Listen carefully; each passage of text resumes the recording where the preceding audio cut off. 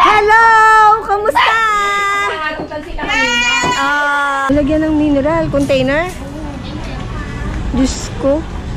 Hindi mo sinabi sa akin, sana nagdala ako ng container.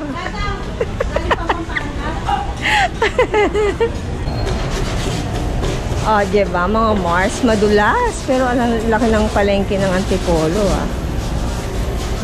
Sige, sa 200. Hindi, sige, sa 200. 200! Nakasoy.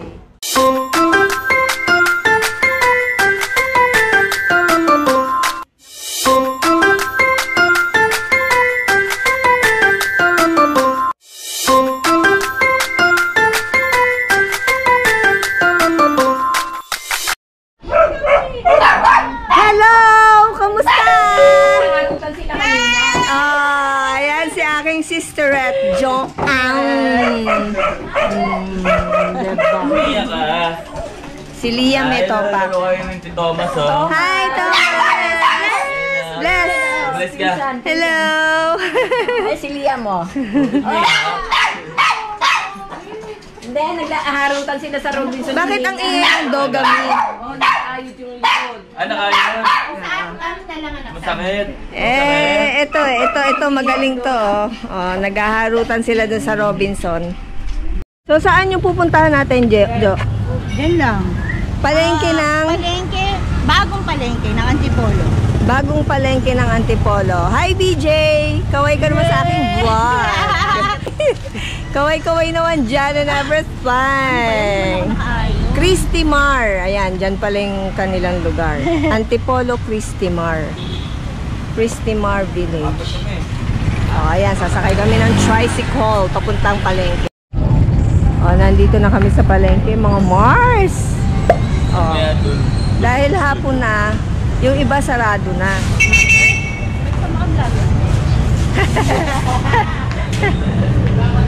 Oh, tara. Ay, marami ring tinda kahit hapon na. Sige. Tara. So, papasok na tayo ng palengke. Papasok na tayo ng palengke, mga Mars. Hindi ba bawal dito mag-vlog? Baka pagalitan ako. Sabihin, huy, huwag kang mag-vlog dito. Oh, yan, oh, ang dami nilang mga tindang bigas. Oh, Coco Pandan, Ifugao, Mindoro. Ay, sorry po. Ay. Lagkitan, mabango, Coco Pandan. Anong una natin bibilin, Jay? Ay, Jay, Jo. Oh, yan ang palengke ng Antipolo. Ang laki din, oh. Ang daming tinda, oh. Ang lawak din ng palengke. At kahit hapon na, maraming tinda, mga Mars. Ano ba po ang bibilin mo? Aba, sumama lang ako sa inyo. Kayo ang bahala. Ano kami, mag-iinihaw. Kasi siya magaling bumili ng mga ganyan. O, yung mga ganon. O, sige. O, ikaw. Ako, ano lang ako, rampa. Walang. Dito tayo. Rampa galor. Meron kayo dun sibuyas, bawang, kamatis.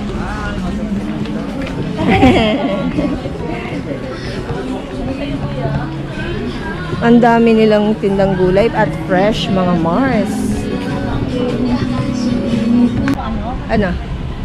Ihawan. Hindi, lalagyan ng mineral. Lalagyan ng mineral container? Diyos ko. Hindi mo sinabi sa akin, sana nagdala ako ng container. Bibili daw siya ng bangus. Ihawin namin. Lalagyan mo palaman? Eh ngayon, ano yung lambda gibara natin? Ano yung lambda gibara natin ngayon? Ano gusto nyo? Paglulutuin natin yung cook ko.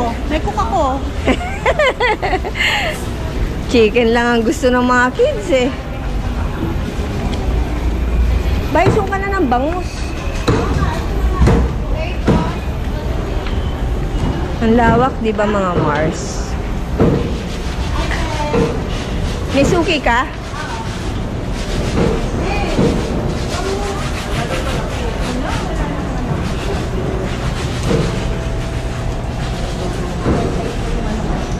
Asawa ko Okay lang ba? Nagbablog ako. Okay lang daw po. Suki mo siya? Si ate. Ano pangalan ni ate? Si Ate Olive. Ayan, nagtitinda siya ng mga isda. Ayan, bangus Hintayin tilapia. natin si Pervin. Oh, sige. Ha? Oo. Hintayin lang namin ate ah. Ah, wala. Lalagyan mo bang palaman? Oo, lalagyan ko ng palaman. Para dito makita. Baka matigas ka. Te, dito muna kami.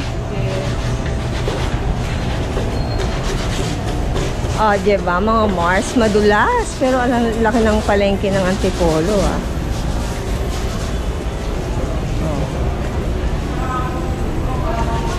At malinis naman, maayos. Siyempre pagka sa wet market, hindi maiwasan yung merong konting amoy kasi siyempre makakami. Tumawid ang... Ay!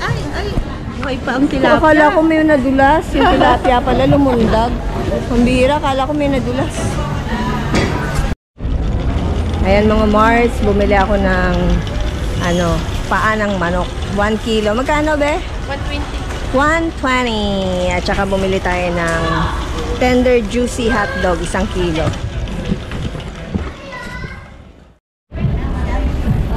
Ayan, so bibili na si Joan ng bangus. Ipapa boneless yata, lalagyan niya ng palaman. Ituin mo muna, te. Teka, anong kalaki gusto mo? Dalawa. Yung ayun. Magkano po ba yung ganito kalaki? 200. 200 na. Yung mas maliit na para sa mga.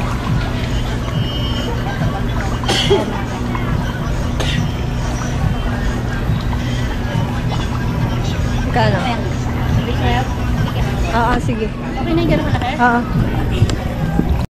Ay, te, pabili ako ng kasoy. Magkano sa kasoy mo, te? May 50, may 100, may 200. May 50, may 100, may 200. Eh, yung ganito, tigma magkano? 100. Ito 200. Ayun, 200. May dagdag ka pa nun. Oh, talaga? Ayoko, ang mahal eh. Ito ang 50. Pre-taste.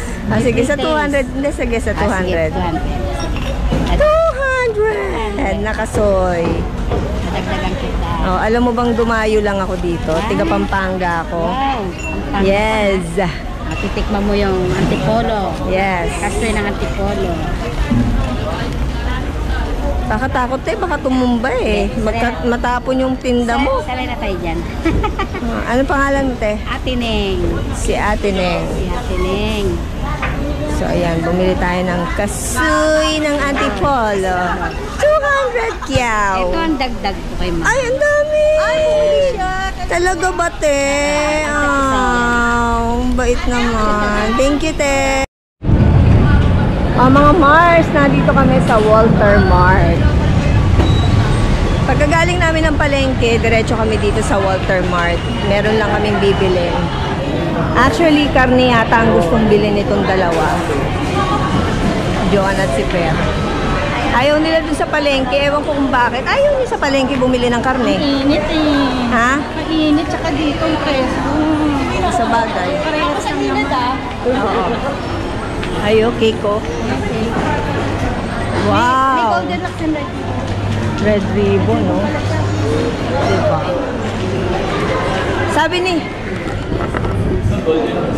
Sabi ni Joanne, bili na daw kami ng cake ngayon.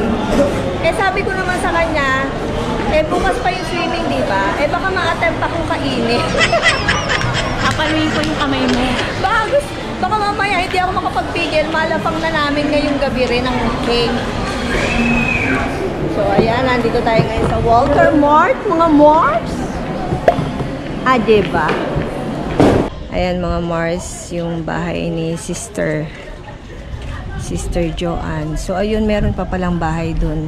Parang ilang pinto to. Parang 4 na pinto siya. So, yung kanila, yung pinakaunang pinto. Maganda yung pwesto nila kasi itong side na to, sakop pa nila. Ayun, aso daw nila yung nandun sa dulo. Diba? Malaki yung pwesto nila kasi ito, pwede nilang ukupahin. As in, space pa nila. Diba? Hindi kagaya nitong mga nasa gitna. Yun lang ang occupy nila, yung tapat nila. So, meron tong itaas mga Mars. Nga pala kaya merong ganito, yung aso kasi nila na si Pochi ay lumalabas ng bahay. Hello, Pochi. Huwag mo ko sasalisihan, ha? Ayan, pagpasok, merong sofa, may TV. Ayan, maliwanag. O, diba? Laki ng TV nila, o, bongga. At ang laki ng ref!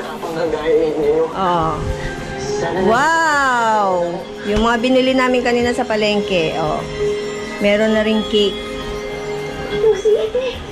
O, yung dining table nila.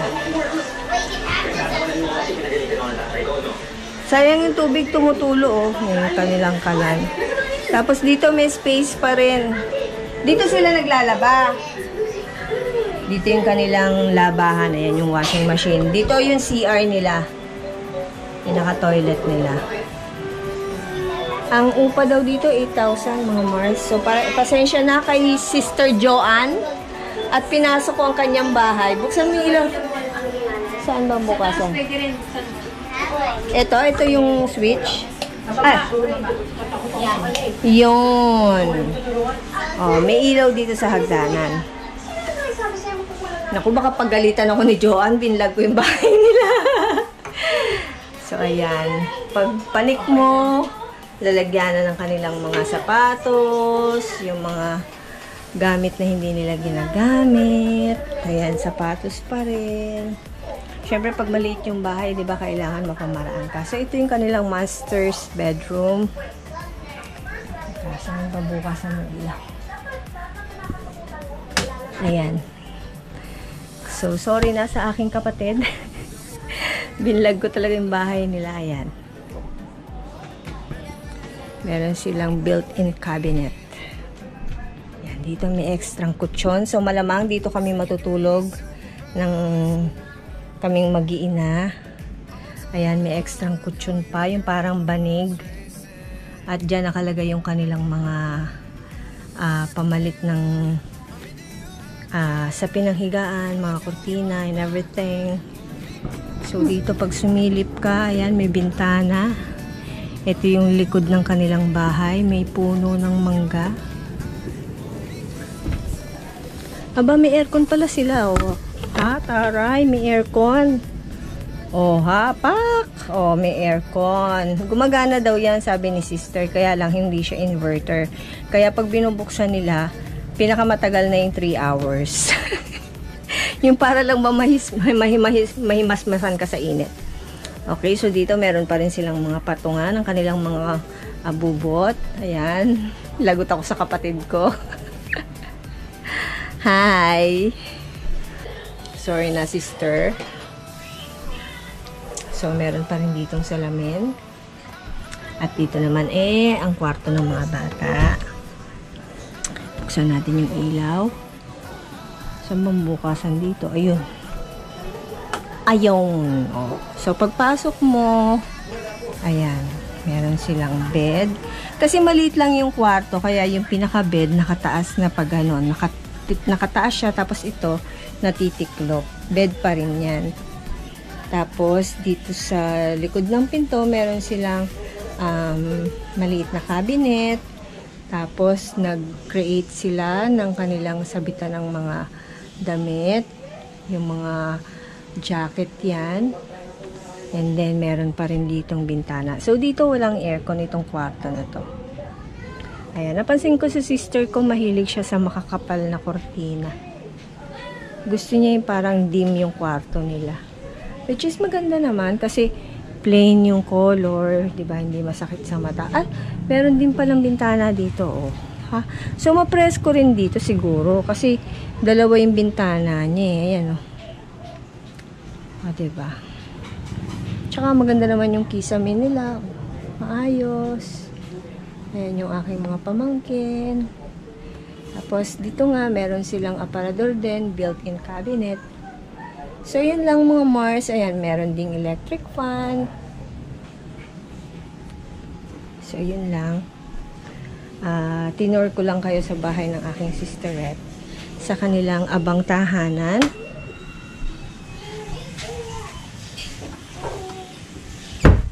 Ayan, sarado Sarado na natin yung ilaw kasi ako ay bababa na ulit mga Mars. So umalis nga pala sila sister. May binili lang ulit yata sila. Parang, ewan ko kung ano yung, basta lumabas sila ulit. May motor naman sila kaya ayun, makakabalik din naman sila kaagad. So kami ni Mama, yun, pinagsaing ko na si Mama para pagbalik nila, ipiprito na lang yung manok. So ewan ko kung matutulog pa kami ngayon. Bukas alas 4 ang call time, darating yung aming service. Siguro matutulog kahit paano, siguro kahit 3 oras, diba? Eh syempre ngayon lang magkikita-kita yung magpipinsan, kompleto sila, na apo ni Mama. So ayun, tagal namin hindi nagkita-kita, parang 2017 or 2018 pa. So yun lang mga Mars, bababa na muna ako. At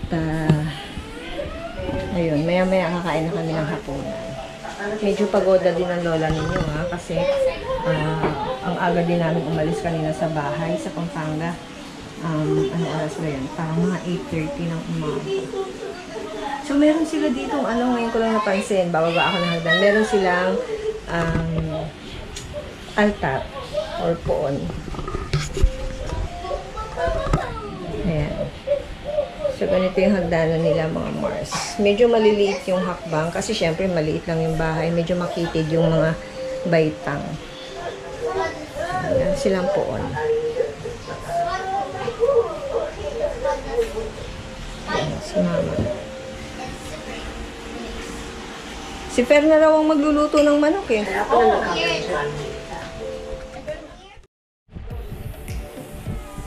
Do not hurt the dog. Hi, Pochi! Kay Kuya Rad. Dinosaur. Oh, laki yun.